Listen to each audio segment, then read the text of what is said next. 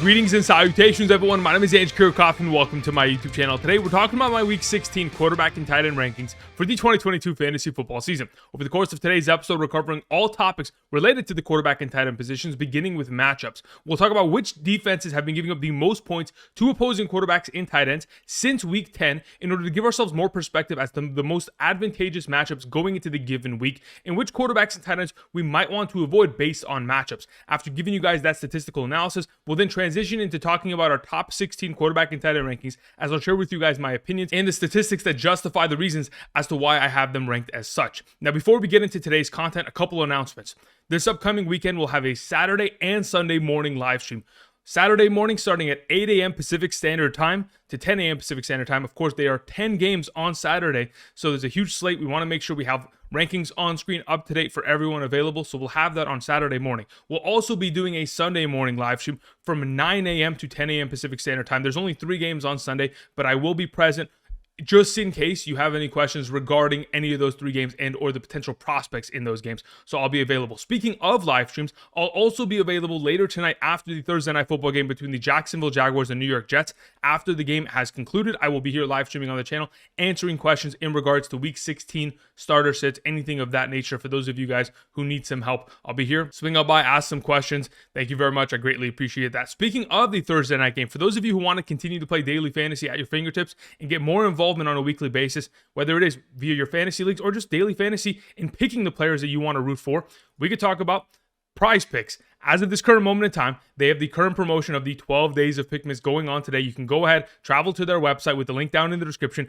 picking more or less on given player statistics. Now, when you use promo code Andrew and sign up and make a first-time deposit, your first-time deposit is immediately doubled up to $100. So go ahead, check that out today.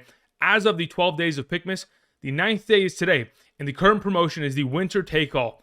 For every winning entry that you have tonight, you have an extra raffle ticket in the potential of winning $500,000. It's absolutely ridiculous. I love to see it via PrizePicks. So for those of you who are interested, be sure to take advantage of this today. Put together some winning entries via PrizePicks, whether it's the Thursday night football game, whether it's some NBA slate of games, all that kind of stuff. We'll talk about PrizePicks later on tonight's stream, but either way, for those of you who are interested, link is down in the description. Be sure to use promo code Andrew. Thank you very much. All right, let's get into talking about our Week 16 quarterback rankings. But specifically, let's begin with matchups that kind of lead us towards how we have the rankings set up. As you can see to the right side of the screen, I've gone ahead and designated from weeks 10 through 15 fantasy points and specific quarterback statistics allowed in the passing game to opposing quarterbacks based on the defenses they've played against, right? So the Jacksonville Jaguars have been the worst defense in terms of taking on opposing quarterbacks over the course of the last couple weeks here. I've given up 12 touchdowns, nearly 20 fantasy points per game in a 4-point per passing touchdown league. Now, unfortunately for us, we're not going to be able to take advantage of that this given week because Zach Wilson will be the quarterback taking them on. Hopefully, Zach Wilson has another big game here, but the likelihood of that is relatively rare. Either way, when we look at this from top to bottom, Jacksonville matchup, really won't be able to utilize it. Neither will we be able to utilize the Tennessee Titans matchup as Davis Mills takes them on. Daniel Jones against Minnesota, that's sketchy based on what Daniel Jones did to me last Sunday night. The Miami Dolphins matchup, Aaron Rodgers again hasn't been consistent all season long. The Indianapolis Colts, I think that's great for a guy like Justin Herbert. We'll have him highly ranked, even though he does have peaks and valleys. Hopefully this is going to be a peak week in which he's able to put together a huge performance in comparison to what he was able to put forth last week, which was certainly underwhelming. Now on the other end of the spectrum, we have defenses like the Washington Commanders, Atlanta Falcons, San Francisco 49ers, New York Jets. Defenses that we want to typically avoid at all costs have only allowed a handful of touchdowns, pretty much 1 per game over the course of the last month here, which certainly isn't something that we want to bank on. Therefore, we typically avoid quarterbacks that are taking on said matchups. Now, in the case of, a Trevor Lawrence taking on the New York Jets tonight, or a Brock Purdy taking on the Washington Commanders, those are matchups that we still might want to be able to take advantage of because we know that despite those defenses playing well, or as well as they have over the course of the last month here, the teams that are walking into those buildings and taking them on are far better than some of the other quarterbacks that have faced them over the course of the last couple weeks. Either way, just giving you some perspective on the matter. Let's get into talking about our top 16 quarterback rankings for Week 16. Beginning with our number 1, we have Josh Allen. Josh Allen is quite literally a cheat code in the fantasy football community. Guys averaging 25.05 fantasy points per game in a 4-point per passing touchdown league right now. The fact of the matter is, he takes on Chicago this week. It's an advantageous matchup. Not only that, a lot of people are looking towards the weather and saying, Andrew, can we trust the weather? Listen, he's used to it. We talked about weather last Saturday in regards to Josh Allen in the game up against the Miami Dolphins. And many of you were worried about the weather. And I told you guys, just wait until an hour before the game. Let's see what the weather looks like. And if it's a problem, then we'll pivot. But quite frankly, there was no snow in that first half. And Josh Allen balled out, had himself 77 rushing yards, 4 touchdowns, a monster game. That's why he's a cheat code. Again, taking on Chicago, no problem this week. Moving on, let's talk about Patrick Mahomes. Patrick Mahomes had a nearly perfect game last week against the Houston Texans, where he had only 5 incompletions. He was 36 of 41 passing, an absolutely ridiculous performance of an 88% passing completion percentage. All while he was able to get it done on the ground, through the air, it didn't matter. Yet his defense wasn't able to keep the Houston Texans out of that game. They kept it close, it forced them to overtime, and that allowed Patrick Mahomes to continue to score more and more points. We've seen that for the last 2 weeks now, whether it's been up against Denver or Houston. These teams have been able to stay in the games, and they've allowed Patrick Mahomes to be relevant going into the fourth quarter and allowed him to continue to throw and continue to score fantasy points for us. Hopefully that'll be once again the case going up against the Seattle Seahawks this week. Moving on to Justin Fields, our number 3. Justin Fields is an automatic start in every scenario based on his rushing statistics. Again, for those of you who haven't heard, Justin Fields most recently this last week became the 3rd quarterback in NFL history to rush for 1,000 yards in a given season. Absolutely ridiculous. Coming off of a week in which he had 95 rushing yards. I mean, the amount of rushing statistics that he has accumulated over the course of this season. As of this current moment in time, there are only 6 other running backs in the National Football League that have 1,000 rushing yards and 8 rushing touchdowns. Only 6 other running backs, and they're the top tier guys. Now, if you were to compare Justin Fields' rushing statistics, 1,000 rushing yards and 8 rushing touchdowns, to the running back field in itself in a half PPR scoring format, he would currently be ranked as the number 20 overall running back, just ahead of David Montgomery. Just putting that in perspective, just how well he's played on the ground, much less through the year when he had 152 passing or 2 passing touchdowns last week against the Philadelphia Eagles of all defenses. I think he's going to have himself another big week here. Going up against Buffalo doesn't bother me. Moving on, let's talk about Joe Burrow. Joe Burrow takes on the New England Patriots. Though this is a little bit more of a difficult matchup in comparison to the Tampa Bay Buccaneers, they got down early in that Tampa Bay game. I highly doubt that there's going to be a scenario in which the New England Patriots are able to mount an early lead, which ultimately will allow this running game to present itself. And once it does, you can go ahead and abuse the play action. We will have T. Higgins at a full capacity. That was confirmed earlier today. Hayden Hurst has been limited all week, but he looks like he is trending towards playing. That's a pretty good sign. Over the course of the last couple of weeks, the New England Patriots, despite being one of the better defenses in the National Football League, they've given up their fair share of stats. Derek Carr, 231 and 3 touchdowns. Colt McCoy, 246 through the air. Josh Allen, 233 and 2 touchdowns. Kirk Cousins, 299 and 3. Those are just the last 4 games alone. A lot of passing statistics from quarterbacks. Joe Burrow should be another one. Moving on, let's talk about Kirk Cousins. Kirk Cousins has been extremely consistent over the last couple weeks. Obviously, the fact that he threw the ball as much as he did last week, he had himself 54 passing attempts, 34 for 54, 460 passing yards, and 4 passing touchdowns. Obviously had to do with the fact that they were down 33-0. Nonetheless, taking on the New York Giants, like I mentioned all week long, it's an extremely advantageous matchup based on the injuries to that secondary and defense as a whole.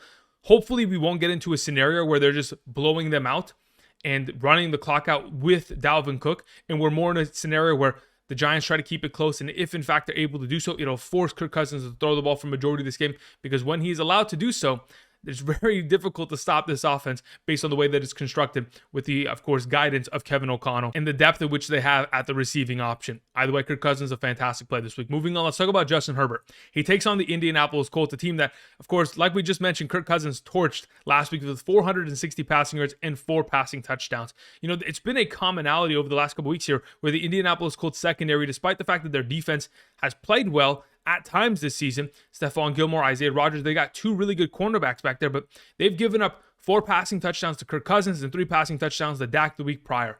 So hopefully, Justin Herbert, coming off of a week where he had 0 passing touchdowns against one of the best matchups in the given week against the Tennessee Titans, he can turn this around, have himself a big performance here. With Keenan Allen and Mike Williams back, I anticipated far better performances of a minimum of 300 passing yards, 2 passing touchdowns from a guy like Justin Herbert. The fact that we haven't been able to see that as of late does worry me, but hopefully, based on the matchup alone, he'll be able to step up to the plate and put up a great performance here. Moving on, let's talk about Tua Tagovailoa. Tua has had himself, peaks and valleys. Unfortunately, he's had himself a couple bad weeks that has hurt many of us, but as of late, he's been okay. he's been able to at least be a functioning quarterback to where he's getting himself 200 passing yards, 2 passing touchdowns, and has been in a conversation where we can at least trust him in some sort of fashion. Going into this weekend's matchup against the Green Bay Packers, I believe it's an advantageous one. In 6 out of the last 8 weeks, the Green Bay Packers have given up 2 or more passing touchdowns to opposing quarterbacks. As long as we're in a conversation with the Green Bay Packers in Miami, so there's no weather concerns, are going to be, forced to have to go ahead and cover guys like Tyreek Hill, Jalen Waddle, I wanted to make this a point of emphasis. The reason why teams have played better over the last couple weeks against the Miami Dolphins, and specifically their wide receivers, is because they're playing a lot of press man coverage. The fact of the matter is the Green Bay Packers secondary exclusively plays zone. They do not play man in any sort of capacity. Very rarely have they done it, and when they do, they're not great at it. Jerry Alexander, Rasul Douglas, they benefit from the fact that they're playing in zone coverages. They sit with too high. And even though they're going to try to do that, it's not going to be an automatic to be able to stop guys like Waddle and, of course, Tyreek Hill, and basically in turn Tua Tagovailoa in terms of his fantasy upside. Moving on, let's talk about Dak Prescott, our number 8. I don't care what people say about Dak in real life. He's a great fantasy quarterback. He continues to put up great performances on the ground through the year. It personally doesn't bother me that he turns over the ball. As long as he continues to go out there the next drive and has to score, fantastic. We love to see it. He takes on the Philadelphia Eagles. Last season, in 2021, in the 2 games that he took on the Philadelphia Eagles, some crazy stats. He was 42 for 53 passing in the 2 games, which is a 79.24% passing completion percentage. He had 533 passing yards in those 2 games and 8 passing touchdowns. Just to put it in perspective, Dak Prescott plays really well against the Philadelphia Eagles. It's not only just him. You just go back to guys like Ezekiel Elliott, Dalton Schultz. They have incredible histories of success against this organization. They have their number, and hopefully they'll once again present that this upcoming weekend. With Gardner Minshew at quarterback, they may slow down a little bit as an offense, which will allow Dak Prescott and the boys to get on the field, score more often. And if that's going to be the case, should be a fantastic play. Moving on, let's talk about Geno Smith. Geno Smith did have himself a little bit of an inconsistent week last week, but 15.32 fantasy points is not a bad week. He could have easily had himself a 20-point performance if it wasn't for the fact that Tyler Lockett got injured, and of course we were in a scenario up against a pretty solid defense. But this upcoming week, it's a completely different conversation. They're taking on Kansas City, who has allowed 24 points to Houston and 28 points to the Denver Broncos, while also giving up 27 points to the Cincinnati Bengals. So over the course of the last couple weeks, it feels like the Chiefs have been playing down to teams. And if they're going to do that once again to the Seattle Seahawks, even without Tyler Lockett in the lineup, there is so much more potential for success in this given week in comparison to last week for Geno Smith. He's an automatic play. Moving on to Tom Brady, our number 10. Tom Brady takes on one of the easiest matchups at the position. And the primary reason why I say this is because in the last couple weeks, weeks 10 through 15, the Arizona Cardinals have been the number 1 team in terms of giving up the highest passing completion percentage to opposing quarterbacks. They have given up 125 completions on 174 total passing attempts. That's a 71.84% passing completion percentage to opposing quarterback. That is by far and away the best matchup that you could possibly ask for, and especially a guy like Tom Brady, who over the course of the last 5 games, 4 of those games have consisted of 2 or more touchdowns. We're beginning to get on a streak to where we can trust him. Going up against Arizona with Trace McSorley at the starting quarterback position, it'll force a lot of 3-and-outs, and when they do so, Tom Brady should be able to pour it on for our fantasy teams and have himself a pretty good week here. Moving on to Jared Goff, our number 11. Jared Goff has played well this season, but we need another big week here. Over the course of the last 4 consecutive games, he's been able to surpass 240 or more passing yards. Great numbers. Now, the fact of the matter is, on top of that, in the last 4 games, he has had 8 passing touchdowns. When you're getting into that conversation of being able to get yourself 240 overall passing yards, 2 touchdowns, and get yourself into the mix of 16-plus fantasy points every single week, you're a trustable quarterback. They take on the Carolina Panthers. Even though the Panthers have played well against opposing quarterbacks, it's mainly because of the quarterbacks that they've played as of late, rather than the fact that they've played well. So overall, in my mind, Jared Goff an automatic play as the Lions continue to trend in the right direction. Moving on to our number 12, we have Trevor Lawrence. I understand that the recent success of Trevor Lawrence makes it impossible for you to bench him, but let me just explain the narrative. I understand that in the last 4 games, he's been able to score 2 or more touchdowns in each of those games.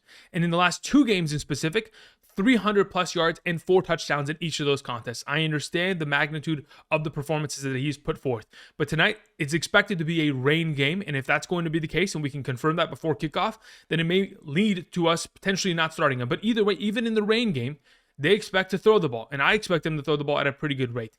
That even being mentioned, the fact of the matter is they take on the New York Jets. The New York Jets have only allowed 1 passing touchdown per game over the last 11 games of the season to opposing quarterbacks. That's the absolute maximum. I'm not even talking about the minimum. They have played against opposing quarterbacks where they've completely shut them out and not let them throw for any touchdowns. They have played extremely well all season long with guys like Sauce Gardner, Michael Carter in the secondary. They've played extremely well. And if that's going to continue to be an impact, I'm expecting Trevor Lawrence to have a little bit of a lesser overall upside in the given week. And with that being the case, sits at number 12. Moving on, let's talk about number 13, Derek Carr. Derek Carr, in my mind, has played with one hand tied behind his back over the last couple weeks. He hasn't thrown to Davante Adams at a consistent rate. I mean, I talked about it yesterday in the video. He's targeted Davante Adams in the last 2 weeks 16 times. I think they've led to 7 receptions, 99 receiving yards, and 0 touchdowns, which is like 13.4 fantasy points in a half PPR scoring format.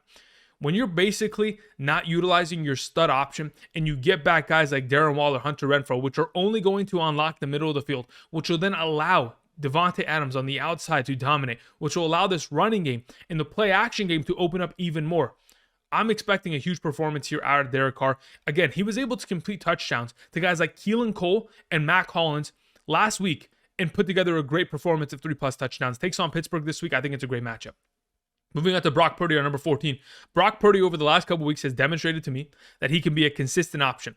Over the course of the last 3 games, has been able to throw for 2 or more passing touchdowns in each of them, 14.3, 21.7, 16.48. I'm expecting another big performance out of Brock Purdy taking on the Washington Commanders. Considering how well the Washington Commanders have played typically in terms of stopping the run, I don't think it'll really affect Christian McCaffrey, but hopefully we may end up seeing a little bit more utilization and dump it off to Christian McCaffrey and let him do a little bit more of that work, get some yards after the catch, and of course, pat his stats by the end of the week. All right, moving on to our number 15, we have Daniel Jones.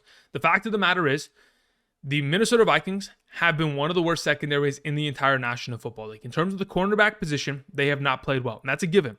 And even though Matt Ryan wasn't able to take advantage of that, it doesn't mean that Daniel Jones will be able to take advantage of it, but I think he has a better overall opportunity of doing so.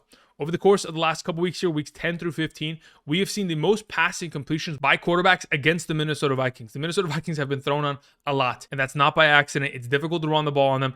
And that typically leads to throwing the ball against the secondary, which hasn't played well, which gives an opportunity for Daniel Jones to be a relevant quarterback. The final player I wanted to mention is the thumbnail for today's episode, Gardner Minshew. I believe that Gardner Minshew is a startable quarterback. In fact, could even be better than the number 16 this week.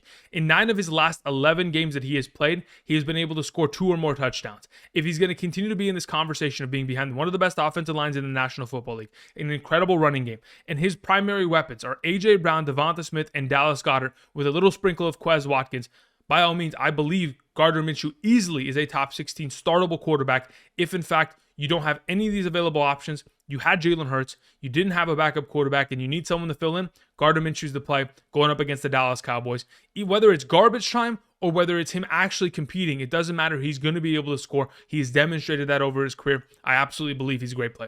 All right, let's move on. Let's talk about the tight end position.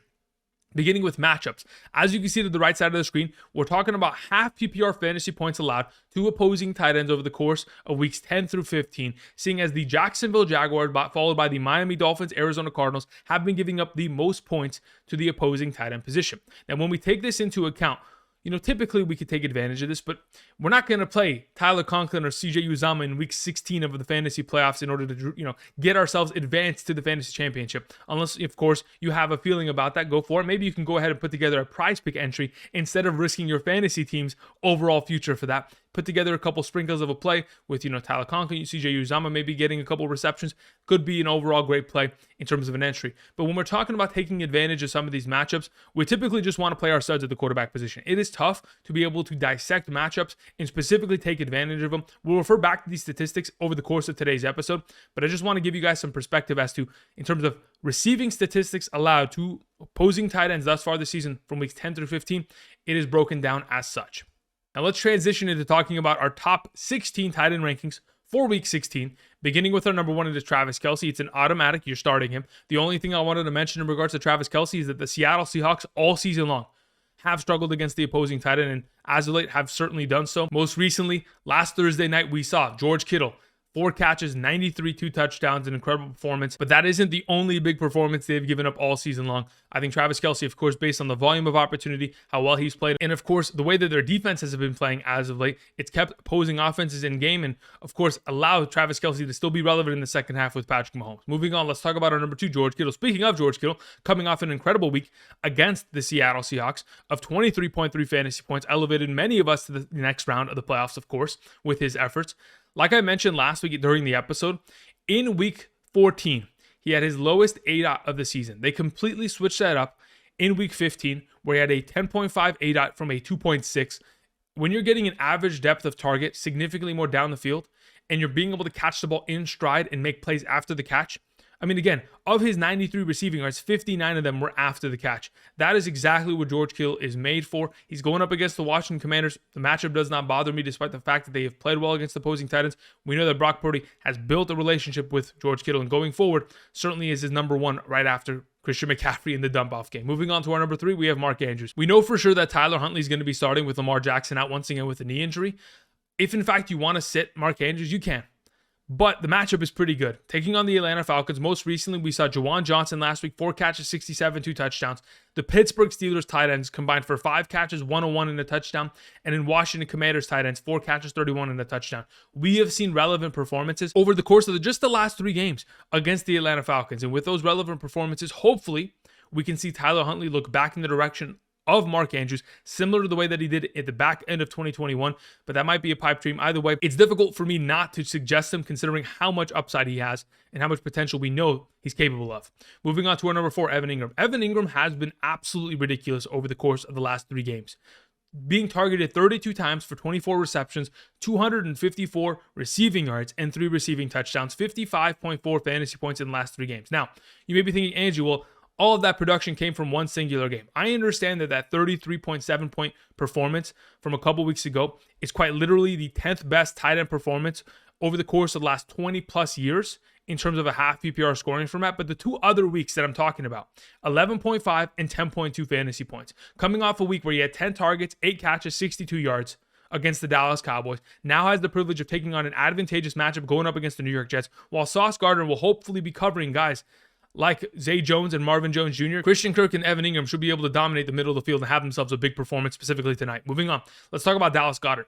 Even with Gardner Minshew at quarterback, I'm expecting Dallas Goedert to be utilized at a heavy capacity. Let's not forget, prior to Dallas Goedert's injury from weeks 1 through 10, the guy was averaging 10.2 fantasy points per game in a half PPR scoring format, 6 targets, 5 catches, 60 yards per game, a touchdown every 3 contests. Either way, we have seen Gardner Minshew play with Dallas Goedert last season, 2021 against the New York Jets. In that contest, 6 targets, seems pretty familiar, 6 receptions, 105 receiving yards, 2 receiving touchdowns, 25.5 half PPR fantasy points. To date, that is the best performance that Dallas Goedert has ever had in terms of fantasy purposes. I'm expecting him to have another big week here, even with Gardner Minshew. Let's move on to TJ Hockenson. He's getting himself targets. They're there. 9 targets, only 3 receptions, 33 receiving yards. Either way, I'm expecting TJ Hockenson to continue to get himself utilization. The lucky thing that we did end up witnessing is that as they were making their comeback, there was a 2-point conversion that was completed in the direction of TJ Hockenson. With him getting more utilization in the red zone, hopefully plays designed for him in that capacity, we'll hopefully see him find the end zone in this given week against the New York Giants defense. Moving on, let's talk about Dalton Schultz. I mean, listen, Dalton Schultz should have had himself a free touchdown. The first thing that I went and did this last week is to go back and watch that Dallas Cowboys game just to ensure that I wasn't completely out of my mind in terms of confirming my suspicions. So when I went back and I watched that play, on the 1-yard line, instead of running the ball, Dak Prescott boots it out, play action. He's running across the formation. He sees, of course, Dalton Schultz has a 2-stride lead on the defender, wide open. You throw him the ball, he scores immediately.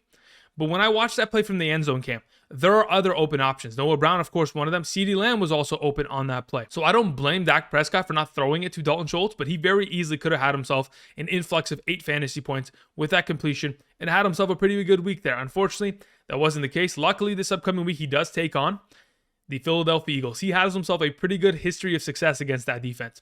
Last season, in the 2 games that they took on the Philadelphia Eagles, Dalton Schultz combined for 10 targets, 9 receptions, 101 receiving yards, and 4 receiving touchdowns, 2 touchdowns in each of those games. Hopefully, we'll see a similar performance to that this week. Moving on to Darren Waller, number 8. Like I mentioned to you guys last week, as soon as he was confirmed that he was going to play, I told y'all he should probably be started as a top 10 tight end, because what the Las Vegas Raiders have not been able to take advantage of this season is dominating the middle of the field in terms of play action plays. And now that you have Hunter Renfrow and Darren Waller back, you can do exactly that. And where did Darren Waller score? Play action, over the top, in the middle of the field, scores down the seam easily. We're going to continue to see more and more of that. And despite the fact that he didn't have incredible numbers in terms of targets, only 3 targets, 3 catches, you got to remember he only played 49% of the offensive snaps on Sunday. He was only coming off the injured reserve in his first week there, so hopefully we're going to see more utilization, especially up against the Pittsburgh Steelers. Moving on to Dawson Knox. Now, speaking of tight end consistency, over the last 2 games, 15 targets, 10 receptions, 139 receiving yards, a receiving touchdown in each game, 30.9 half PPR fantasy points, 15 fantasy points per game over the last 2 weeks. Incredible numbers. No complaints. He takes on the Chicago Bears. As we have seen, the decline of someone like Gabriel Davis, and of course, the less utilization that we've seen out of someone like Isaiah McKenzie. With those guys taking a back seat, especially down in the red zone, it continues to promote more opportunities for Dawson Knox. Moving on, let's talk about Juwan Johnson. Juwan Johnson, like I mentioned via the waiver wire episode, only rostered in 20% at least. Hopefully that number increased this week because he should have been rostered. Because again, he's a stud tight end. We mentioned this last week on last week's episode. He scores touchdowns. It is a given. Since week 7, Andy Dalton has thrown 13 passing touchdowns. 7 of those 13 passing touchdowns have gone in the direction of Juwan Johnson. 5 of those touchdowns down in the red zone, while Andy Dalton has only completed 8 touchdowns in the red zone since week 7 with Juwan Johnson active. So if 5 of the 8 are going towards Juwan Johnson, that's a wide majority. 7 of the 13 total are going in his direction. If in fact we expect Andy Dalton to throw for at least 2 touchdowns this week against the Cleveland Browns, one of them are going to be in the direction of Juwan Johnson, to say the least. Moving on, let's talk about number 11. Another tight end, technically, for the New Orleans Saints. It is Taysom Hill. Now, when we're able to see Taysom Hill utilize the passing game, of course, his overall upside is going to be increased. 80 passing yards, 2 for 2 passing, 1 passing touchdown. But he was also able to get himself some utilization on the ground. 7 rushing attempts for 30 rushing yards. Now, the primary reason why I'm mentioning Taysom Hill is because they take on, of course, the Cleveland Browns. The Cleveland Browns are one of the best matchups at the position. They've given up 137 rushing yards per game since week 10, 6.04 yard per carry average to opposing running backs, which is the best amongst all teams in the National Football League, the most advantageous matchup. Could be another opportunity to utilize Taysom Hill in that factor, on top of the fact that Chris Olave and Jarvis Landry both missed practices this week already, could lead to a conversation where Taysom Hill gets more utilization and they run the ball more. Let's move on to Cole Kmet. The number one thing that we're hoping for with Cole Kmet is touchdown upside. Was not able to utilize that last week against the Philadelphia Eagles. This week takes on the Buffalo Bills, another difficult matchup. But based on the offense he's associated with, and of course the quarterback, they're going to be in the red zone on multiple occasions. And when they get down there, Cole Kmet hopefully will be able to haul in a touchdown. Moving on to Tyler Higbee. So with Ben Skoranek going to the injured reserve out for the remainder of the season, now we have Ben Skoranek gone, no Allen Robinson, no Cooper Kupp. The number one receiving option of this offense is clearly far and away Tyler Higbee. He led the team in terms of total targets on Monday night against the Green Bay Packers and now takes on the Denver Broncos. The Denver Broncos versus tight ends in the last 3 weeks. Arizona, 6 catches, 66. Kansas City tight ends, 7 catches, 116. Baltimore tight ends, 8 catches, 83. I believe there's a lot of merit to starting Tyler Higbee, especially considering the connection that him and of course Baker Mayfield has built, and they'll continue to utilize him as a safety blanket check down player for Baker Mayfield, considering they don't use a running back in that capacity. I'm expecting a pretty good week here for Tyler Higbee. Moving on to our number 14, Pat Freiermuth. Pat Freiermuth this season with Kenny Pickett has averaged, and I quote, 6.5 targets, 4.6 receptions, 53 receiving yards, has not scored a single touchdown with Kenny Pickett, which has led to a 7.63 fantasy point per game average in a half PPR scoring format. If we get 6 to 8 points from Pat Freiermuth this week, I'll be extremely happy, because I don't really think he's going to score a touchdown, even though they do play against the Las Vegas Raiders. I just feel like if he's able to get the receptions and the yardage, I'll be happy with that, to say the very least. Moving on to David Njoku, number 15. As of this current moment in time while I'm recording, he is still hit with a questionable tag. He does also play against the New Orleans Saints, which they have been locking down tight ends all season long, and it's not by accident. They know how to stop tight ends. When you have a guy like Demario Davis playing as well as he has in terms of coverage this season, one of the highest graded overall linebackers in terms of coverage according to Pro Football Focus this season, I'm expecting there's a possibility that David Njoku for another consecutive week here gets shut down. If that's going to be the case, again, it's going to be tough to start him, especially with the questionable tags currently sitting there looming going into this week. The final option I wanted to mention is Hayden Hurst. Hayden Hurst, even in his absence last week, we saw Mitchell Wilcox, 3 targets, 3 catches, 34 yards, and a receiving touchdown. They do take on the New England Patriots this week. They've given up their fair share of points to opposing tight ends this season. Could be a decent overall play. While Bill Belichick's trying to stop T. Higgins and, of course, Jamar Chase, perhaps the running game, Hayden Hurst could be a sneaky option coming back from his injury. The one player that I wanted to mention in terms of a honorable mention that could be in this top 16 conversation, but I didn't end up putting him here, is Noah Fant. In the absence of Tyler Lockett, Noah Fant could be a great play this week. So if in fact you have him and he's your best tight end, go ahead, feel confident that you could start him going into the given week. All right, guys, that's going to cover for me today. Do not forget, Again, like I mentioned earlier, we'll be live streaming after tonight's game between the New York Jets and the Jacksonville Jaguars. Be sure to go ahead and check out PrizePicks. Of course, take advantage of the 12 days of Pickmas, specifically again with the winter take. I'll put together some entries for tonight's game. For those of you who are interested, there's a link down in the description. You can use promo code Andrew today, because when you use promo code Andrew, your first time deposit is immediately doubled up to $100. So basically, if you make the deposit minimum of 10, you'll be given 10. If you make a $50 deposit, you're given 50, etc. Go, so on and so forth, up to 100. If you're interested, check that out today. Also, do not forget, Saturday morning, 8 a.m. Pacific Standard Time is when our stream will start, and Sunday morning, 9 a.m. Pacific Standard Time. Until then, guys, thank you everybody for watching. I'll see you guys. Peace.